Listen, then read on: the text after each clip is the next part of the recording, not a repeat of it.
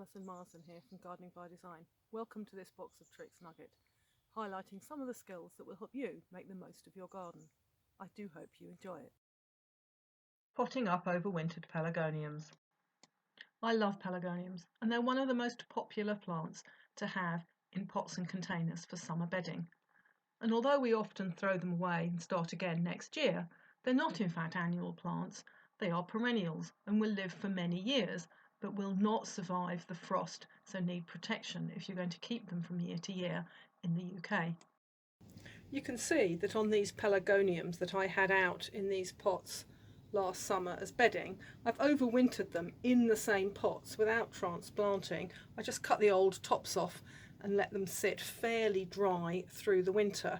You can obviously see that there's quite a lot of the leaves have died off, some of the stems even have died off over winter. That's quite usual, but at the bottom there's plenty of new growth, new shoots to form the basis of plants for next year, and also some longer shoots and material at the top that I can use for cuttings, again to create new plants.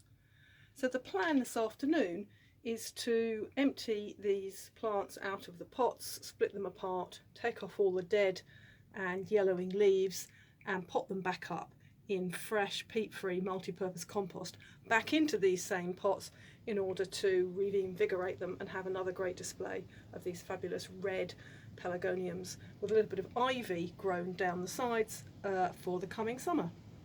So here is one of these pots that I have cleaned up. It's just taken all the dead leaves off with my fingers, and I've cut back any of those dead shriveled stems. You can see if I hone in here, I've cut right back to where that stem is healthy and white inside, green round the outside, because pelargoniums that overwintered are quite susceptible to a grey mould called botrytis. If it's warm and damp, these pots have been left to be quite dry over the last couple of weeks. The plants themselves are very happy in dry soil. They come from hot, dry countries, and that means there's no actual mould apparent, but the spores are always there. So as I say, I've cut right back down to where there's a healthy green stem and removed all signs of anything that's had mould or shriveled up, and I will clean my secateurs before using them on any other plants.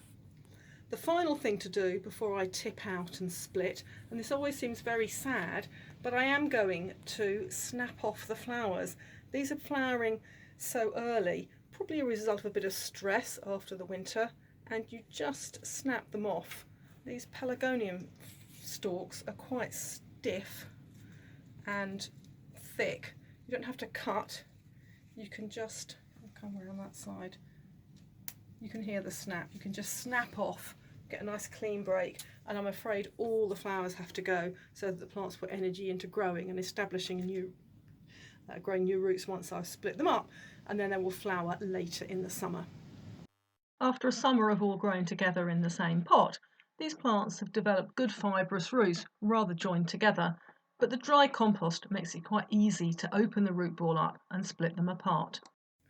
So here you see I've split up the plants, tipped the pot out, broken the root ball apart literally with my fingers, not too much force required, and you can see that I've got 4 good pelargonium plants here with a good root ball on and those few bits of ivy on the end.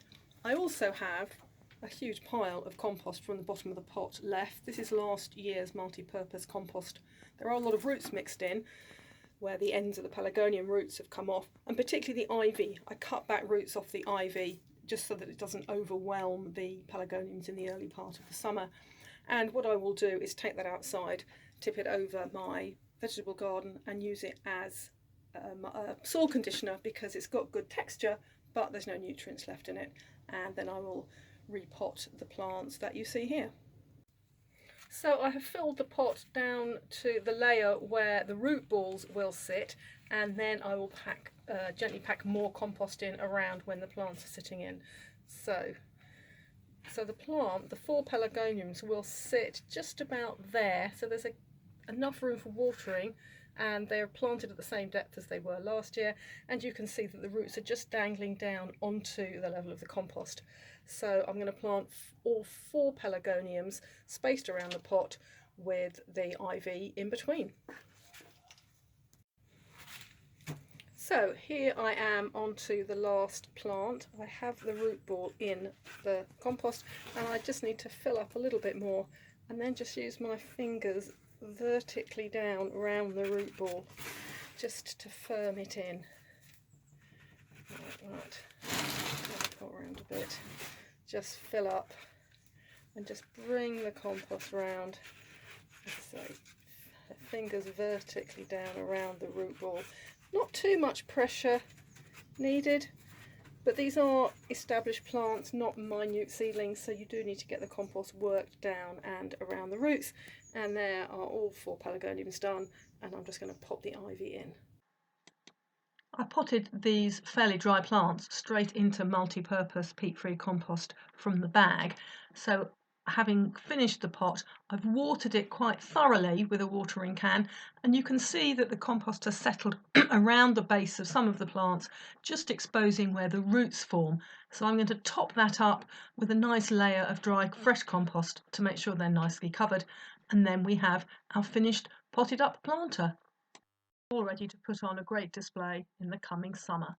There's more information about all the Box of Tricks videos and how I can help you to plan, plant and look after your plot on my Gardening by Design website, and you can also sign up for my free newsletter. I hope to see you again soon. Happy gardening!